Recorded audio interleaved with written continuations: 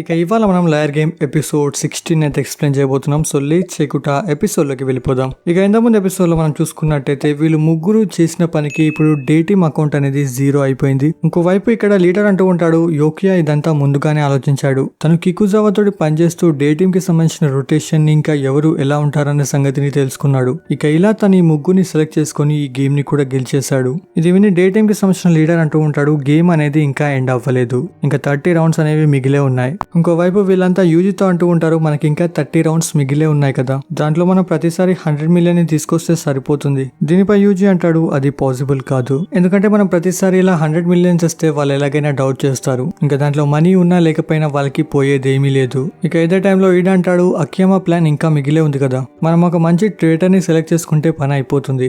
ఇది విని యూజీ వీళ్ళ ముగ్గురు మీద కోప్పడుతుంది. తను వీళ్ళందరితో అంటుంది, మీకు ఇంకా అర్థం అవ్వట్లేదా, వాళ్ళు అకియామా ప్లాన్ ని యూజ్ చేసుకుని ఇదంతా చేశారు. ఇంకా వాళ్ళే గెలుస్తామని కన్ఫర్మ్ అయిన తర్వాత వాళ్ళైనా వాళ్ళ టీం ని ఎందుకు మోసం చేస్తారు. ఇంకా యూజీ అంటాడు, మీ వల్ల ఇప్పుడు మనందరం ఓడిపోబోతున్నాం, ఇంకా వెళ్ళి మనం ఈ విషయాన్ని అకియామా కూడా చెప్పాలి, తనైతే పక్కా మిమ్మల్ని కొడతాడు. ఇక దీని తర్వాత వీళ్ళంతా కలిసి అకియామా దగ్గర వెళ్ళి జరిగిన విషయాలన్నీ చెప్తారు. ఇప్పుడు అకియామా అంటాడు, నాకు ఈ విషయాన్ని చెప్పండి, మీరు ఇదంతా టీం కోసమే చేశారా? దీనిపై వీళ్ళ ముగ్గురు అంటారు, అవును, మేము ఇదంతా టీం కోసమే చేశాం. ఇక ఇదంతా విని అకియామా వీళ్ళందరినీ వదిలిపెడతాడు. ఇది వినగానే యూజికి చాలా కోపం వస్తుంది. తనకి అంటూ ఉంటాడు, నేను వీళ్ళని కొట్టాలని అనుకుంటున్నా, నువ్వు వాళ్ళని అంత సింపుల్ గా ఎందుకు వదిలేసావు? దీనిపై అకియామా అంటాడు, వాళ్ళు తప్పు చేశారని ఒప్పుకున్నారు కదా, అయినా కానీ వాళ్ళని కొట్టడం వల్ల మనకి ఇప్పుడు ఏమీ రాదు, ఎందుకంటే ఎలాగైనా మనం ఇప్పుడు ఈ గేమ్ లో ఓడిపోబోతున్నాం. ఇక దీని తర్వాత అకియామా బాగా ఆలోచించి ఒక ప్లాన్ అయితే రెడీ చేస్తారు. ఇది విని వీళ్ళంతా అంటూ ఉంటారు, ఈ ప్లాన్ వర్కౌట్ అయ్యేలా ఉంది. ఇక్కడ అకియామా అంటూ ఉంటాడు, నాకు కావాల్సిన వాళ్ళు వచ్చిన తర్వాత ఇన్స్పెక్షన్ రూమ్ లోకి నేనే వెళ్తాను. ఇప్పుడు నావంటుంది, అది సరే కానీ దీనికోసం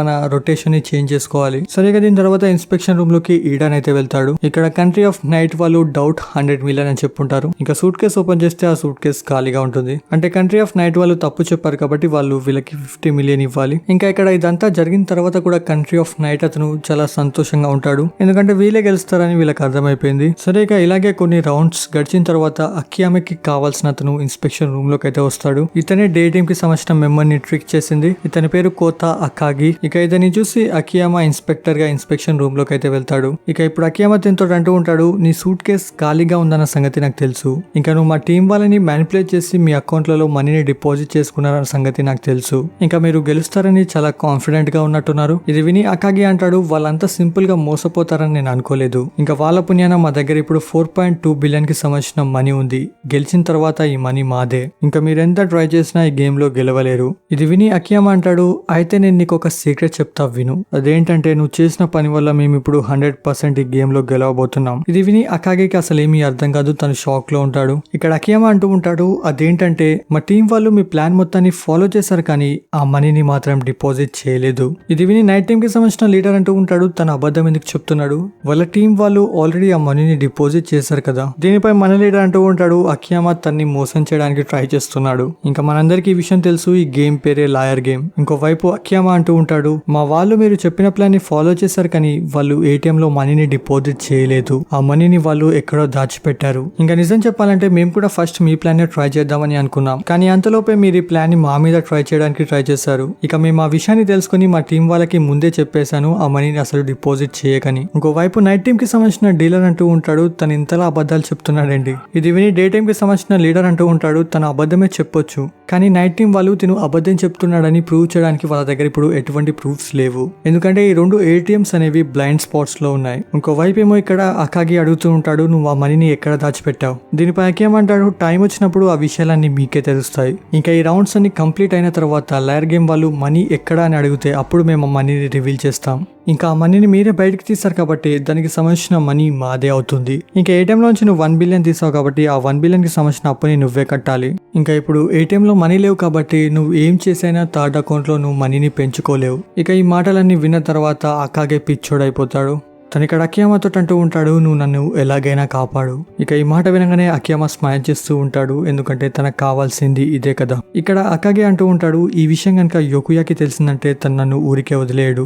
ఇది విని అకియామా అంటాడు, అలాగైతే ఇప్పుడు నువ్వు నీ టీం కి సంబంధించిన అన్ని విషయాల్ని చెప్పు. ఇక ఇప్పుడు అకాగే అకియామాతో చెప్తూ ఉంటాడు, యోకుయాని నేను లూజర్స్ రివైవల్ డౌన్స్ వైజింగ్ గేమ్ లో చూశాను, తను తన ఫ్రెండ్ కి బదులుగా ఈ గేమ్ ఆడడానికి ఇక్కడికి వచ్చాడు. ఇంకా ఇదొక డౌన్స్ వైజింగ్ గేమ్ కాబట్టి మేమందరం ఒకరికొకరు ఓటు వేసుకొని అనుకుని యొకియాకి ఒక్క ఓట్ రాకుండా తన్ని ఓడిద్దామని మేము డిసైడ్ అయ్యాం. ఇక మేమందరం ఇలాగే ఉన్న టైంలో మనీ ఉన్న బ్యాగ్ తో యొకియా నా దగ్గరికి వచ్చాడు. తను నాతో చెప్పాడు, నువ్వు నాకు గనక 5 ఓట్లు వేసావంటే దానికి బదులుగా నేను నీకు 50 మిలియన్ ఇస్తా. దీనిపై కోతా కూడా చెప్తాడు, కానీ నేను నా ఓటుని వేరే వాళ్ళకి ఇస్తానని ప్రామిస్ చేశాను. దీనిపై యొకియా అంటాడు, ఆ ప్రామిస్ ని బ్రేక్ చేయి, ఎందుకంటే ఇది లాయర్ గేమ్, దీంట్లో మోసమే చేయాలి కదా. ఇప్పుడు అక్కగే అంటూ ఉంటాడు, ఇది విని నేను నా ఓట్స్ ని అతనికి అమ్మేశాను. ఇంకా రిజల్ట్స్ వచ్చాక నాకు తెలిసాయి తన ఒక్కని దగ్గరనే ఇప్పుడు 45 ఓట్స్ ఉన్నాయి. అంటే నాతో చేసిన పనినే తను ప్రతి ఒక్కరితో చేశాడు. ఇక ఇలా జరిగిన తర్వాత వీళ్ళంతా డిసైడ్ అవుతారు, ఈసారైనా ప్రాపర్ గా ఓట్స్ వేసుకుందామని. ఇక వీళ్ళంతా ఇలాగే ఉన్న టైంలో యొకియా వీళ్ళందరి మీద మళ్ళీ అదే ట్రిక్ ని యూస్ చేస్తాడు. తను ఇక్కడ అకాగే దగ్గరికి వెళ్లి అడుగుతాడు,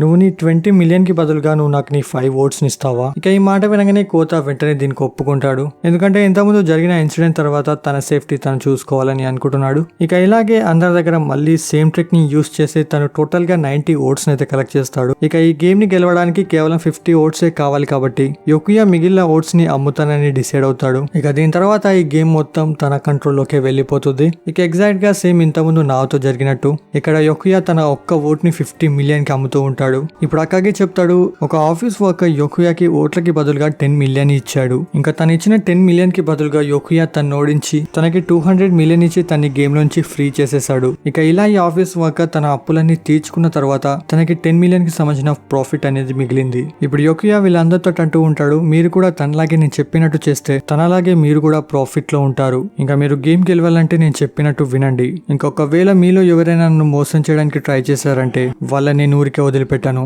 ఇక ప్రెసెంట్ లో అకాగే అంటూ ఉంటాడు, మా అందరి మీద ఇప్పుడు 200 మిలియన్ కి సంబంధించిన అప్పు ఉంది. మేము గనుక ఇప్పుడు యొకియా చెప్పినట్టు వినలేదంటే మేము ఆ అప్పుని ఎప్పటికీ తీర్చుకోలేం. ఇక ఇదంతా విని అకియామా అంటూ ఉంటాడు, మీ లూజర్స్ గేమ్ లో జరిగిన ఇన్సిడెంటే మా గేమ్ లో కూడా జరిగింది. మా టీమ్ లో ఉన్న మెంబర్ కూడా ఇలాగే ఓట్స్ కి బదులుగా మనీని సంపాదించుకున్నాడు. ఇంకా తను గేమ్ మొత్తాన్ని కంట్రోల్ చేశాడు. ఇది విని అకాగే అంటాడు, అది నువ్వే కదా? దీనిపై అకియామా అంటాడు, లేదు అది నేను కాదు, అది నావ్. ఇది విని అకాగే షాక్ అవుతాడు. అకియామా చెప్తూ ఉంటాడు, నావ్ కూడా యొకియా లాగానే ఒకతన్ని ఈ గేమ్ లో ఓడించి తనకి మనీ ఇచ్చి తన్ని గేమ్ లోంచి ఫ్రీ చేసింది. ఇక నావ్ ఇలా ఎందుకు చేసిందంటే తను తనతో చాలా బాగా బిహేవ్ చేశాడు. కానీ మీరు అనుకున్నట్టు నావ్ యొకియాలా కాదు, తను యొకియా కంటే చాలా డిఫరెంట్. తను మిగిలిన ప్లేయర్స్ కి సంబంధించిన 100 మిలియన్ ని కూడా తిరిగి ఇచ్చేసింది. ఇంకా తన వల్ల మేము అర్థం చేసుకున్నాం, లాయర్ గేమ్ అనేది మోసం చేయడానికి కాదు, ఇది కేవలం మీ ఆనెస్టీని టెస్ట్ చేస్తుంది. ఇక ఇలాంటి మంచి ఆలోచనలు ఉన్న అమ్మాయి మా టీం కి సంబంధించిన లీడర్. ఇంకా నువ్వు కూడా మా టీమ్ లో జాయిన్ అవ్వు, దీనివల్ల నువ్వు కూడా ఈ గేమ్ లోంచి ఫ్రీ అయిపోతావు. ఇక ఇలాగే 10 మినిట్స్ అనేవి గడిచిపోతాయి. ఇంకా అకియామా డౌట్ 100 మిలియన్ అని చెప్పుంటాడు. తనకి తెలుసు ఈ సూట్ కేసు ఖాళీగా ఉందని,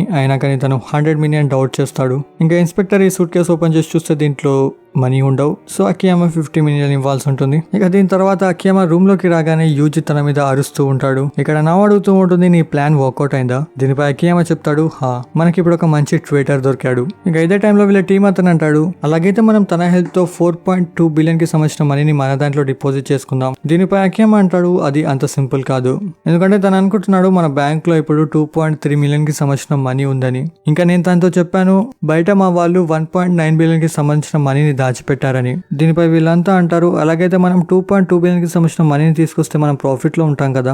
దీనిపై అకియామా అంటాడు, ఇది పాసిబుల్ కాదు, ఎందుకంటే మనం గేమ్ డ్రాప్ అయిన తర్వాత మనం మనీని ఇవ్వాలి. ఇక ఇలా మనం దీన్ని క్యాలిక్యులేట్ చేస్తే గేమ్ అయిపోయిన తర్వాత ఒక్కొక్కరికి కేవలం 30 మిలియనే మిగులుతాయి. ఇంకా దీని విధంగా మనకి 100 మిలియన్ కి సంబంధించిన అప్పు కూడా ఉంది. ఇక నేను అకియామా ప్లాన్ ని సింపుల్ గా చెప్తా వినండి. ఇక్కడ అకియామా ప్లాన్ ఏంటంటే నైట్ టీమ్ కి సంబంధించిన థర్డ్ కంట్రీ మనీని పెంచడం. దీనికోసం అకియామా ప్లాన్ చేస్తాడు, నెక్స్ట్ రౌండ్ నుంచి మనం స్మగిల్ చేయడం స్టార్ట్ చేయాలని.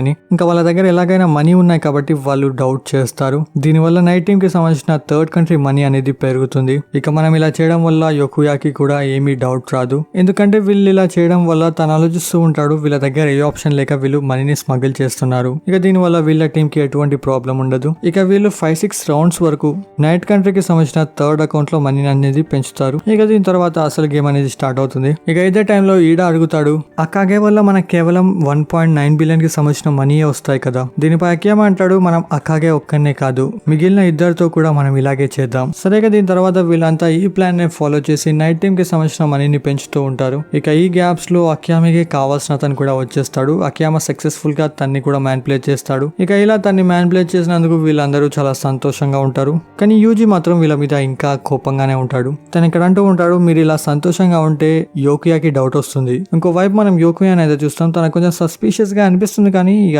ఏం చేస్తాడు అనేది మనం నెక్స్ట్ ఎపిసోడ్ లో చూద్దాం. ఇక ఈ ఎపిసోడ్ మీకు ఎలా అనిపిస్తుందో కింద కమెంట్ చేసి చెప్పడం మర్చిపోకండి. ఇంకా కొంతమందికి ఈ ఎపిసోడ్ అర్థం కాలేకపోవచ్చు, నాకు కూడా సరిగా అర్థం కాలే. సరే, అన్ని విషయాల్ని మనం ఎపిసోడ్ 17 లో కవర్ చేద్దాం ప్రాపర్ గా. అన్ని విషయాలు ఆ టైంలోనే రివీల్ అవుతాయి. సరే, ఇక వెళ్ళే ముందు ఈ వీడియోకి లైక్ చేయడం మర్చిపోకండి. ఛానల్ కూడా నాకు సబ్స్క్రైబ్ చేసుకోండి. బాయ్.